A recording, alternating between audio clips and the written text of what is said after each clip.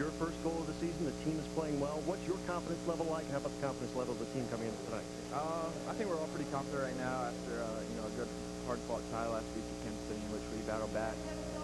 So we're just really looking forward to this game. We're pretty confident right now. So hopefully we can do well tonight. You and DeMarcus will be on the wings tonight. What's that relationship like on the field? We'll see you guys switch sides from side to side. How does that work out? Yeah, we switch time to time just to get a different look at a different wing back or whatnot. But we're both pretty comfortable on the left and the right, so not much changes there. So hopefully things go well. Team's been playing very well the last few weeks. What do you need to do tonight to keep that going? Just compete for 90 minutes. We're both going to be out here battling. Whether our soccer's good or not, just compete for 90 minutes and see what happens. All right, Justin, good luck tonight. Thank you. That's Justin Mapp, who the last time the MetroStars beat the Fire here at Giant Stadium was just going into high school. Downstairs, Ken Tomash with Bob Bradley. Coach, how important is it to finish an early chance against a team that you struggled against recently? It's very important. We had two good chances early in the game in Chicago and didn't take advantage. So it's nice to get out and with the lead first. You're missing a couple guys at the back. Are you happy with the way the guys that are at the back now are doing against the pool? So far it's pretty good, but we know with Razov and with Ralph that it's a 90-minute job. Thank you, Coach. Bob Bradley. By the way, guys, Fabian Taylor of the MetroStars came down on the back of his head, so says the MetroStars head athletic trainer. He may have a headache, but he's back in the match. Radio Shack, you've got questions, we've got answers. By Comcast. By American Airlines. American Airlines, choose the airline that fits your schedule, not the other way around.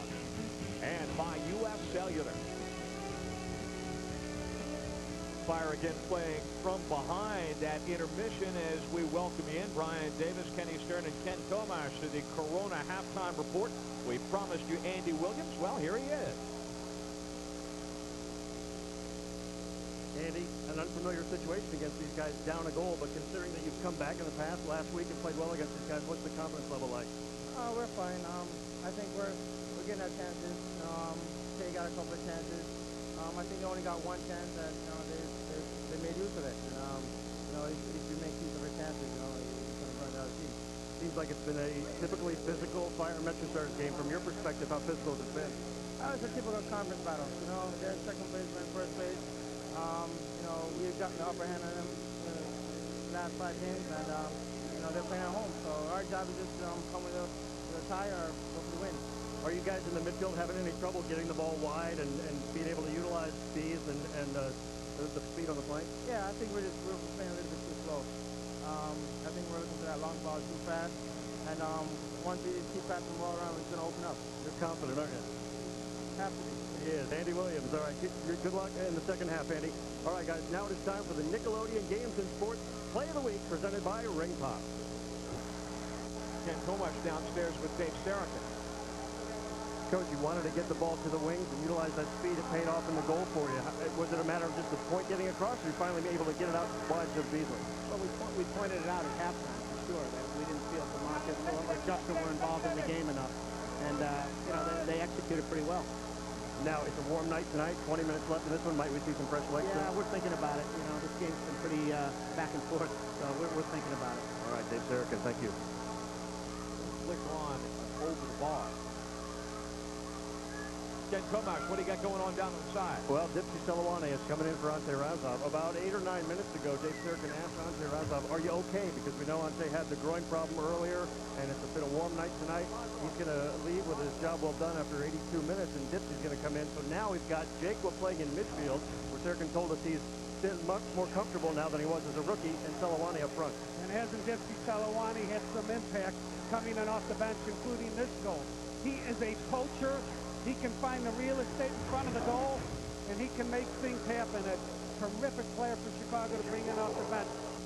We walk away spoiling, their chance to get 3 points. They got the first goal, but credit our guys. Once again, just like last time, we came back a well-earned point. It's going to mean a lot down the road since the playoffs. You talked about not getting frustrated when they got the first goal, something they didn't do in Chicago 2 weeks ago. What'd you guys say at halftime as far as your confidence level? Well, we said we could play better than this, which we did in the second half. We got to, pass the ball better and move better and make it harder for them to get close to the guys, which we did in the second half. It was a good push, very good push from the team. You and Lacey got into it a little bit in the second half. What happened there? You know, it's just good competition. It ends up, when everyone else comes around, it makes it look like more than it is. But I know Mark very well. He's a tremendous player.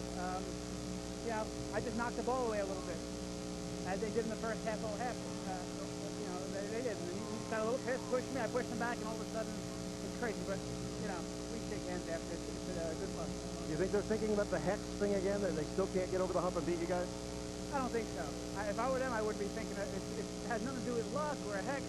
It's just that we're a good team, and you know, we match up well against them. But if we start thinking it's hex for them, you know, we just have to realize what gets us success against them, and you know, it has nothing to do with hex. They're a good team. They could have won tonight, but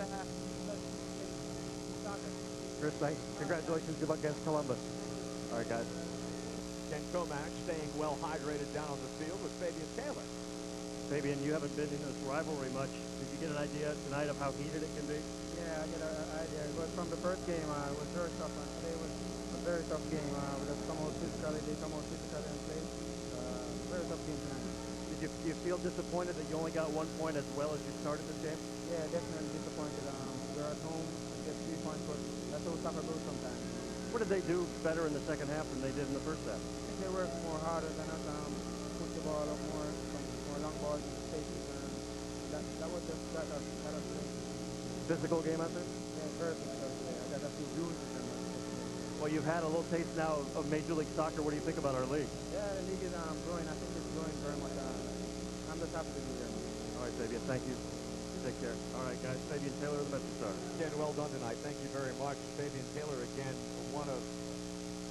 Bob Bradley's got guys flying 8 different flags on this team. That great flavor in Major League Soccer now.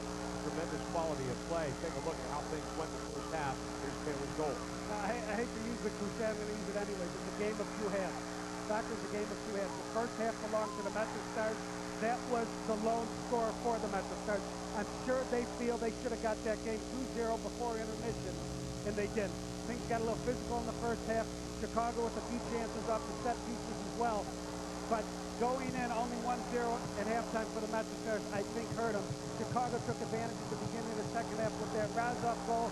The Fire had some other opportunities. Chicago looked to steal the game, but they didn't make it happen either. MetroStars came back late with a few great chances. Lisi with the right foot, Guevara there with the left foot, and extra time. That could have been the game winner if Henry Ring doesn't make the save. Final stats sponsored by St. Joseph Hospital, and the physical level of play. The MetroStars, I guess you could argue they carried it, but the Fire certainly got their licks in, had a decided advantage in corner kicks, and in the end an advantage in shots on goal as well. Ken Comach downstairs for a final thought. Well, guys, I think we've seen a lot from the Chicago Fire that we've seen in recent weeks. Resiliency. For the second straight week, they come back. They get the ball in the wings like we talked about they wanted to do. Ante Razov continues to score well against the MetroStars. He gets the game-tying goal, and we see a lot more energy from the Fire in the second half. And as you mentioned, they pick up a road point again for the 5th straight game, unbeaten on the road. That is very tough to do. Like Chris Armas said, that may come in handy down the road, considering how close the playoff race is bound to going to be. And now they got to play Columbus, which is always a tough team to play as well.